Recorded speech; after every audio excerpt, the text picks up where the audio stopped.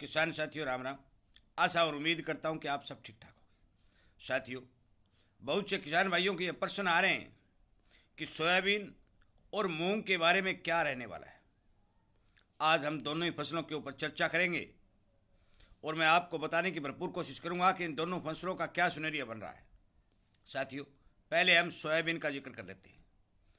आप सभी को पता है कि सोयाबीन काफ़ी दिनों से बहुत मंदी की दौर से गुजर रहा है। मैं आपको एक बात स्पष्ट बता देना चाहता हूं कि बहुत से किसान भाई सोयाबीन के तेल के हिसाब से इसका भाव देखते हैं, परंतु सोयाबीन का भाव कभी भी तेल के हिसाब से नहीं चलता, क्योंकि सोयाबीन के अंदर तेल की मात्रा बहुत कम मात्रा में पाई जाती है। लगभग 15% तक तेल इसमें पाया जाता है। सोयाबीन डीओसी जिसे बोलते हैं, सोयाबीन की खड़ की डिमांड के हिसाब से इसके भाव बनते हैं। मौके के ऊपर जहां तहां भी देखा जाता है तो डीओसी की डिमांड बहुत कम है। दूसरी बात, अमेरिका लगातार सोयाबीन का एक्सपोर्ट कर रहा है और उसके भाव के ऊपर दबाव चलता आ रहा है।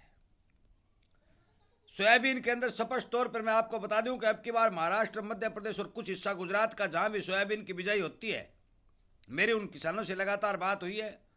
उन किसान साथियों का कहना है कि हम सोयाबीन की बिजाई अब की बार बहुत कम मात्रा में करेंगे।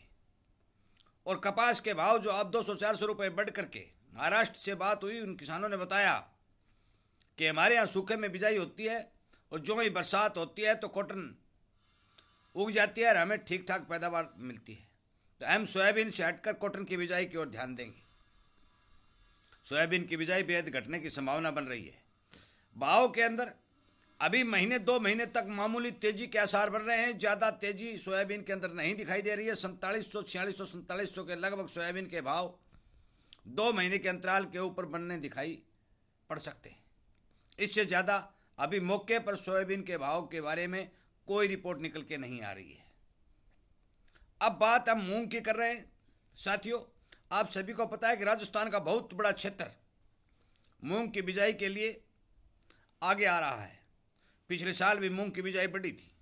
अब की साल भी मूंग की बिजाई अच्छी बढ़ने की संभावना है। जिन जिन किसान साथियों से मेरी बात होती है, उन किसान साथियों का कहना है कि यदि समय पर बरसात हुई और मौसम ने साथ दिया तो हम अच्छी मात्रा में मूंग की बिजाई करेंगे।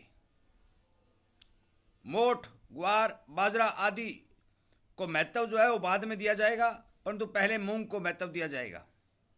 ये बात मैं स्पष्ट तौर पर आपको बता देना चाहता हूँ। मूंग के भाव में यदि हम इसके बारे में बात करें तो स्पष्ट तौर के ऊपर सीधा अनुमान लगाया जा सकता है कि सरकार ने मूंग की खरीद गारंटी योजना जो है शुरू कर रखी है, और जहाँ जहाँ भी सरकार कोशिश करेगी कि मूंग की खरीद की जाए, जिसके चलते मूंग के अंदर बेतहाशा तेजी या बेतहाशा मंदी के कतई कोई चांस नहीं बन रहे हैं। 7 और 8 हज़ार के भाव जो मूंग के चल रहे हैं, 200-400 बढ़ जाते हैं, 200-400 टूट जाते हैं, उसी हिसाब से मूंग चलता हुआ दिखाई दे रहा है। कई बार क्या होता है कि बिजाई के समय में माल बाहर निकल के आता है और बिजाई ज़्यादा होती है तो गोदामों से माल खाली होकर भाव पर दबाव बनता है, परंतु अब की बार ऐसा सुनहरिया बनता हुआ दिखाई नहीं दे रहा है।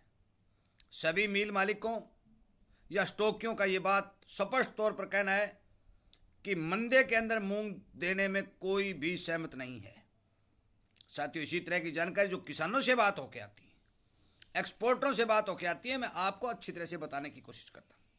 और मैं उम्मीद करता हूँ कि आपको यदि मेरे द्वारा दी गई जानकारी ठीक लगती है तो आप इस चैनल को सब्सक्राइब करके इसके सामने वाली घंटे का बटन दबा लें, क्योंकि मूंग के बारे में मैं आपको अनेक जानकारियाँ, जो मूंग की फसल के अंदर जड़ काली होने की बीमारी, जो पत्ता पीला होने की बीमारी, जो फलियों के अंदर कीड़ा पड़ने की बीमारी, इन सब बीमारियों का इलाज बहुत ही सस्ते तौर पर, कुछ चीज़ तो हम घर के ऊपर भी हम तैयार करके उस पर यदि छिड़काव करेंगे तो वह बीमारियां कंट्रोल हो जाएंगी, किसान का पैसा बच जाएगा।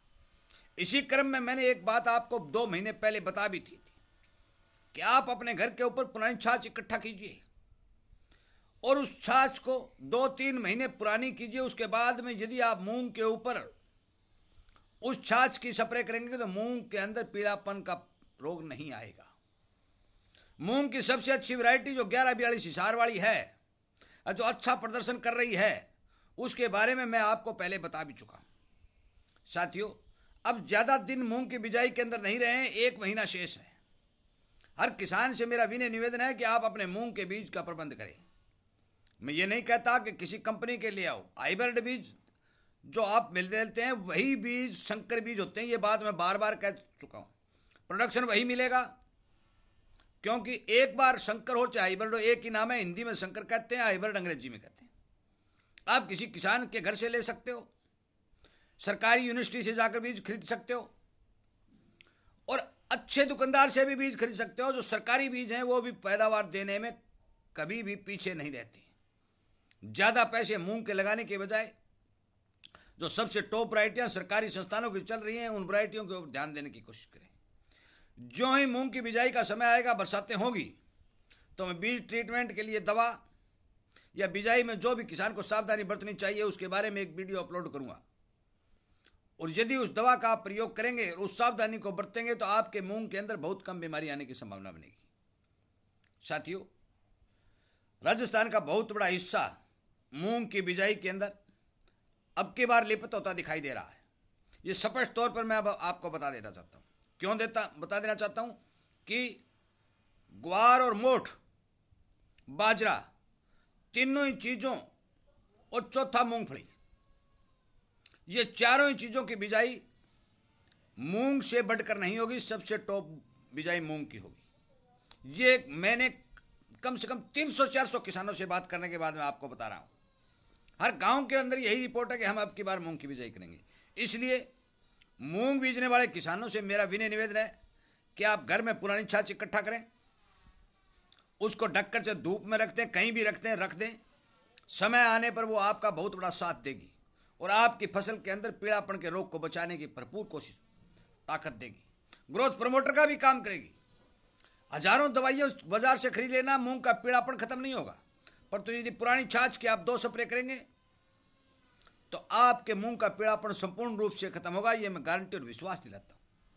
साथियों, इस महंगाई के ज़माने में यदि किसान घर की चीज़ों के ऊपर ध्यान नहीं देगा और पूर्ण रूप से बाजार के ऊपर निर्भर रहेगा तो उसका खर्च बेतहाशा बढ़ जाएगा। इसलिए इस बात पर जरूर ध्यान दें कि जो चीज़ हम घर पर तैयार कर सकते हैं, जो चीज़ घर के बना करके हम फसल के ऊपर प्रयोग कर सकते हैं, उस चीज़ को तैयार करें और फसलों के ऊपर प्रयोग करें। साथियों, इन सभी बातों के साथ मैं वीडियो को विराम देते हुए आपसे उम्मीद करता हूं कि आप हर एक किसान को, जो हमारे किसान खेती खर्च को बचाने की कोशिश करता है या खेती की जानकारी रखने का इच्छुक है, इस चैनल के साथ जोड़ करके किसान हित में काम करने की कोशिश करें। और मैं ये भी आपसे मांग और प्रार्थना करता हूं कि ज़्यादा से ज़्यादा इस तरह के वीडियो को शेयर करके हर किसानों तक पहुंचाएं, ताकि उन किसानों को इन तरह की बातों का लाभ मिल सके। वीडियो सुनने के लिए, लाइक और शेयर करने के लिए मैं आपका धन्यवाद करते हुए आपसे ये अनुरोध और प्रार्थना करता हूं कि आप ज़रूर मेरी बातों के ऊपर ध्यान देंगे और अपने घर की वस्तुओं आदि के ऊपर टॉनिक तैयार कर करके अपने खेत में प्रयोग करेंगे। जय हिंद।